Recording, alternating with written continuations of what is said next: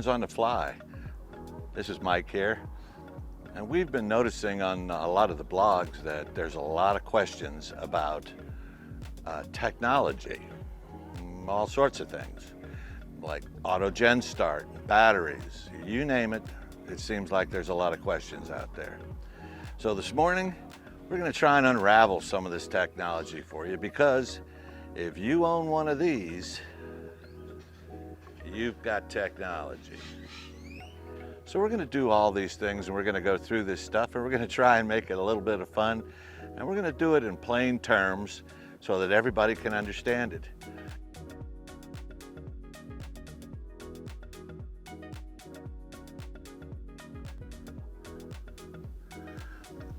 Well, technology is one of those things that seems to hit all of us kind of hard. Things are changing so fast, it's hard to keep up, and sometimes you just don't even know what to spend your money on. So let's start with the most basic of things. In your motorhome or your fifth wheel or whatever you have, you're normally going to have batteries, an inverter, and you're going to have some sort of controller to operate that inverter. So here's the simplest way to put this. When you're plugged in to shore power, the power comes in, goes through a transfer switch, goes to the inverter, and it changes AC to DC to operate your coach. That's the simplest way to put it. If the shore power stops, it will go to your batteries. And when your batteries get down to a certain level, that's when your auto gen start can kick in and start working for you. Now, you need to set a few things on your controller. The older coaches have a little controller that is, a lot of times it's up somewhere in the front of the cabin, and you can adjust that. You can adjust the auto gen start to come on if it gets too warm so that it runs the air conditioner, or the batteries get low. Whatever batteries you have, it can be adjusted so that you don't burn up your batteries and your coach just shuts down. So on the newer coaches, there's usually one panel that controls everything, and you have to go in and go through the menus and find the auto gen start and go from there. Now, one of the next pieces to the puzzle is the batteries. Most coaches come with lead acid batteries, which you have to fill or at least check every 30 days. Now, although that works, you don't get much life. Whatever your batteries are rated for, if they're rated for, let's say, 100 amp hours, you're only really getting 50 amp hours out of them before they require a charge. AGM batteries are good batteries, but it's a similar situation, but they're maintenance free. And the last battery that I want to talk about is lithium iron phosphate batteries. Now, this is the big tuna. These guys are between $800 and $1,000 a piece. I'm running 6 lithium iron phosphate batteries in my coach, giving me 600 amp hours to work with. Now, I have solar on my roof. I have 900 watts of solar. And what that means is those batteries, when the sun's up and we're not connected to shore power, those batteries will charge via the solar charge controller.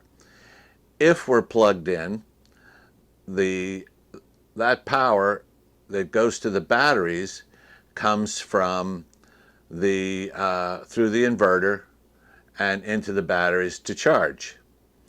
Now, unless you're extremely capable of doing electrical work, I would have that sort of a system put together by a qualified technician that can do that to protect your coach. Everybody wants to run air conditioning off their batteries. Here's the real truth.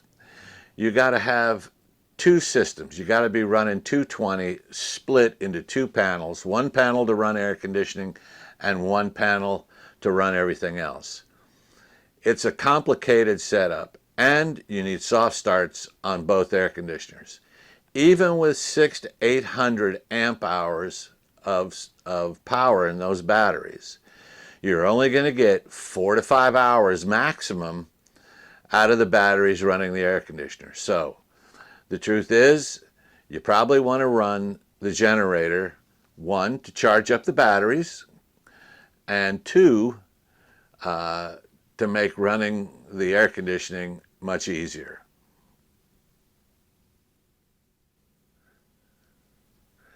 So a quick recap: batteries, generator, inverter, and possibly solar.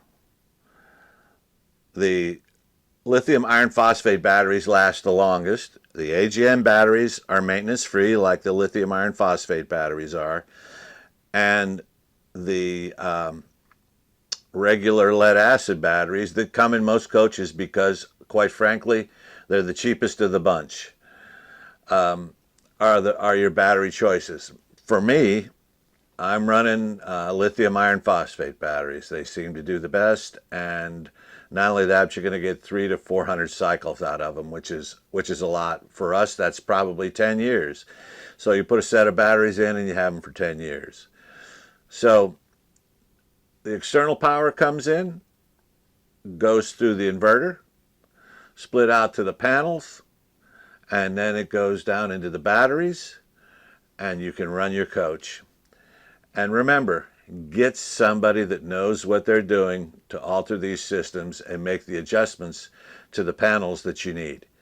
Because unless you really know what you're doing, it is perhaps a little too complicated. But setting the auto gen start is not. Stuff that's already installed is made to be operated by the owner of the coach. So go to your controller, find your auto gen start feature, and set it by coach temperature and by your batteries. For a lithium iron phosphate battery, they normally run at 14.6 volts, and I have mine set up that when it gets down to like 11.6 volts, the auto gen start comes on and it runs. So that's one of those things when you're boondocking, it's awesome. We go out and we'll fish all day and we'll do stuff, and we come back and the generator isn't running, and if it's hot and the coach is warmed up to a point, the generator will fire and start to run on its own.